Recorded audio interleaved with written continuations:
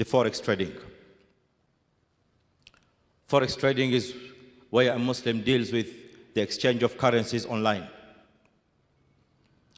As we had said in the first khutbah, that any business dealing, in principle, the underlying principle of any business transaction is ibaha. And the qa'idah known to the ulama of usul clearly states that al-aslu fil mu'amalat al-ibaha. That is, the underlying principle of any business dealing or transaction is that it is allowed, it is permissible.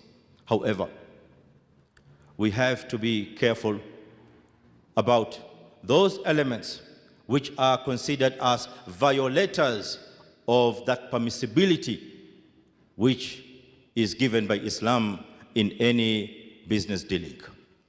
Like any mode of exchange, like any contract of exchange, because Forex trading is governed and ruled by the laws which ulama call the laws of as-sarf, laws of bay' as-sarf. And laws of bay' as-sarf are quite a number. Maybe due to the time factor, we can outline very quickly 3 of them. The first one amongst the laws of bay' as-sarf, which ultimately govern the Forex trading, because conventionally and traditionally we used to have the exchange of currency physically, whereby someone sells currency and another one buys a different currency. Today, as we have said, due to the dynamics that we have, the currency exchange has been taken online, and hence the word Forex. That is, currencies exchanged on online platforms. So one of the core principles of bay' as-sarf, my brothers in Iman, is the principle of taqabuth fi majlis al-aqd. And principle of taqabuth fi majlis al-aqd means that the 2 currencies exchanged, if they are different, then the rule requires that upon the closure of that business, when that dealing is settled upon, then the currencies have to be exchanged on the spot. None of the 2 parties is allowed to leave without the currency in his hand. That is what we call at-taqabuth fi majlis al-aqd, that is possession. And possession in fiqh takes 2 forms. We have the physical possession, whereby currencies are received physically by hand, and this is exactly what Islam has emphasized in the hadith of the Prophet sallallahu alaihi wasallam, al-dhahabu bil-dhahabi wal-fiddatu bil-fidda, and so on.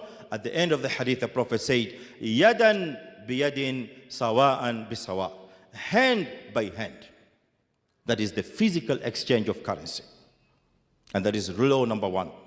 If the physical exchange of currency is not possible, like in the case of Forex trading or trading that is done online, then we move to constructive possession.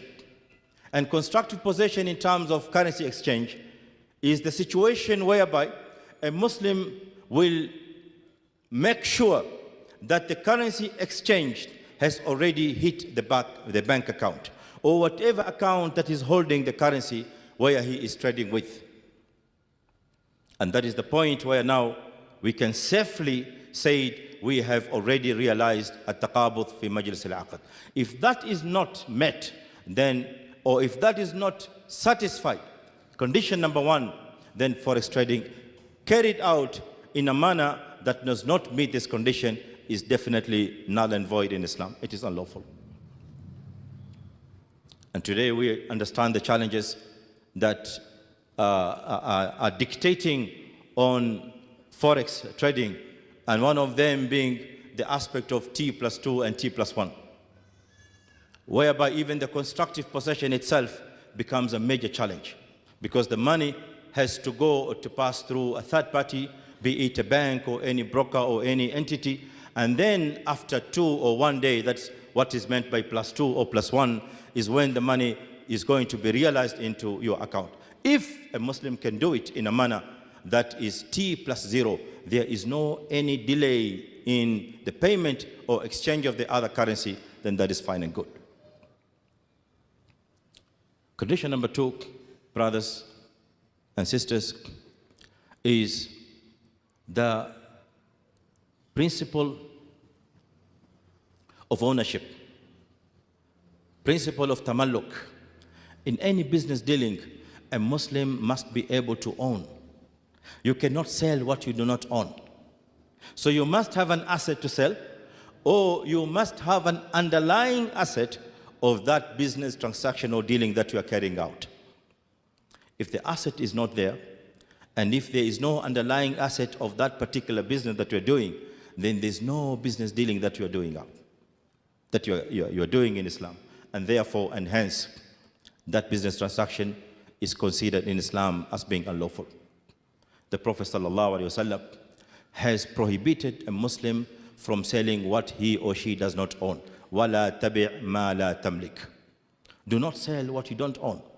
So when it comes to those brothers who deal with currencies online, but you don't own those currencies, or you don't own the underlying assets in those currencies, then basically what you're doing is maisir.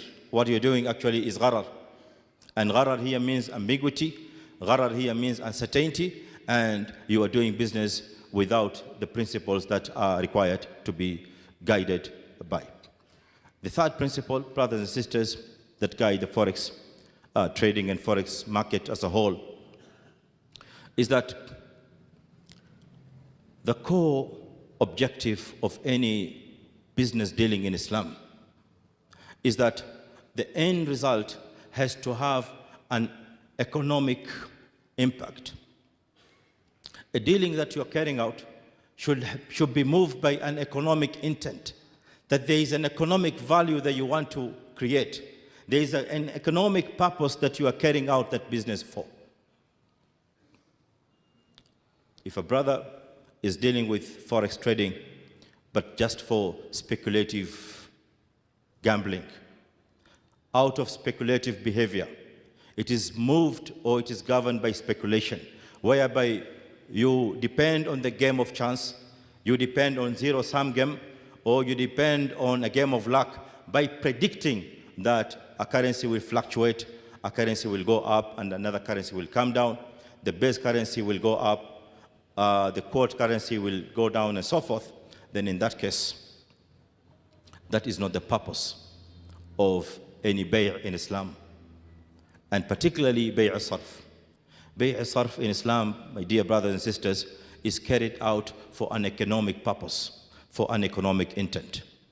And let me finish this by saying, my dear brothers, that those brothers who want to indulge themselves in Forex trading, and if all these violations can be removed, and a Muslim does Forex trading without these 3 violations that we have made, then Forex trading is definitely halal.